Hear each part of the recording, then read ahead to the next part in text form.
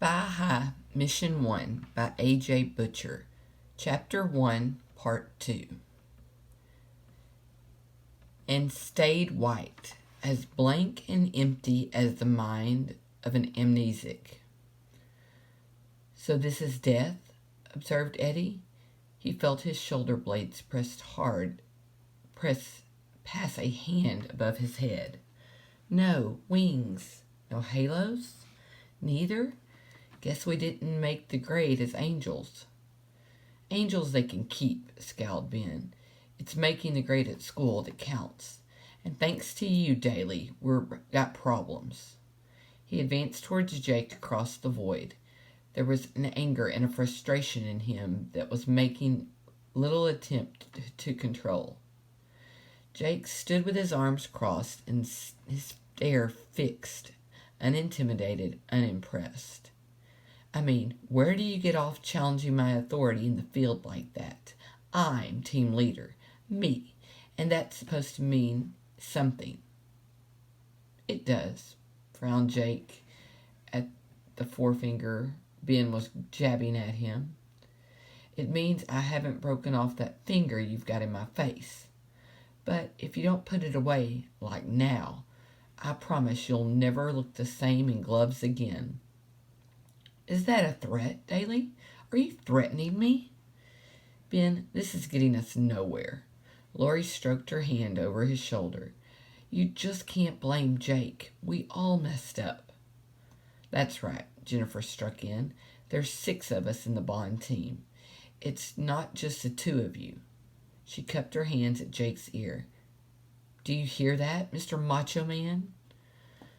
Okay, we're all to blame. But some, Ben thought darkly, more than others. He was glad that Daly didn't offer to shake hands. Excellent, approved Eddie. And look, now that we're all friends again, united in a sense of common failure, here comes St. Peter. Hey, St. Pete, did you send the pearly gates away for refurbishment? What happened to the beard and the white, long white robe? Neligen, if you devoted half as much energy to your spycraft as you do to your inane chatter, you'd graduate within a week and Spy High could say goodbye to you forever. Sadly for us all, that doesn't appear likely, does it? The man who materialized in what had previously been innocent white space did not look like a saint, Peter, or any other. Unless there was a saint of boxers, as grizzled and battered as any fighter, who dressed in soldier's fatigues and spoke in a voice like boots on gravel. Corporal Randolph Keene regarded Bond Team with sharp, critical eyes, his head swiveling on his bull neck. Corporal, I know it looks bad. Ben was thinking damage limitation. We got to the court, though didn't we? We stopped 2 bombs. At least he could rely on Lori to loyally back him up. You failed, Keene snapped. You did what no team at Spy High can afford to do. You failed your mission. Totally, completely, utterly, absolutely, objectively, pathetically, disastrously, unforgivably. So, Corporal, Eddie interrupted, if you were giving marks out of 10, Keene pressed a stud on his belt. I'm ending the program. Stand by for transfer. The white world trembled like cowardice. It flickered with sudden night. The glass shields of the cyber cradles hissed and rose, releasing the teenagers from the digital drama of the Stromfeld program into a rather less exotic environment of the school's virtual reality chamber. They sat up, blinking, rubbing their eyes. The transfer from one realm of experience to another always took a little bit of adjustment. But they were used to Corporal Keene standing there waiting for them. Senior Tutor Grant's study, he glowered. 30 minutes. The silence that followed was heavy with or else. Keene turned smartly and stomped his way from the chamber. Can you ever see Keene playing Santa Claus, can you? Eddie noted.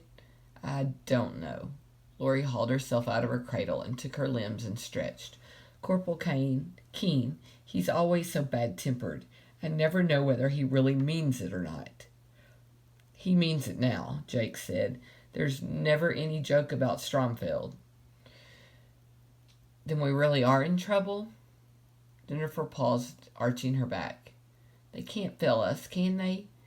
We get another chance, right? Ben glanced at Jake. It was a petty triumph that Jennifer had directed her question to him rather than his rival. But maybe only one of the day. He wasn't too proud to make the most of it. Come on, Jen. You remember the rules. They told us at the start of term. Each team gets 3 attempts at the Stromfeld program. 3 strikes and you're out. Non-negotiable. We're 2 down now. But that's... Jennifer seemed to be struggling to comprehend the situation in a mixture of defiance and despair. But that's just... We can't fail. I can't fail. Don't you understand? I've got to graduate. Well, Ben said pointedly, maybe some people ought to remember that the next time they feel like questioning a team leader's decision in the field. I'm going to take a shower. As always, Lori followed after Ben, but this time Jennifer did too, still pressing for further information. Jake waited until they left, then thoughtfully slouched himself off. Eddie watched Callie. She hadn't actually climbed out of her cyber cradle yet. She was sitting up in it, hunched forward, almost like she wanted to be sick. Maybe she did. It occurred to Eddie that she hadn't said a word since her virtual deaths in the Stromfeld program. You okay? He asked cautiously. Intimate inquiries into somebody's health or otherwise were not one of Eddie's strong points. No. You want me to fetch a bucket or something? Is that supposed to be funny? Actually, yes, but I'm thinking of getting some new material. Why don't you think about leaving me alone? I'm not in the mood. It wasn't real, you know, Cal. Stromfeld, the bombs, what we did or didn't do. Don't let it get you down. It's just a training program. Nothing about it was real. It could be. There was hurt in Callie's eyes and shock and confusion. One day, it could be, couldn't it? We're training now because if we ever pass the course, one day we'll be doing this for real. Stromfelds exist, don't they? Madmen and their crazy schemes. One day, real lives might well depend on us. And what happens then? Then we'll get it right, said Eddie. I hope.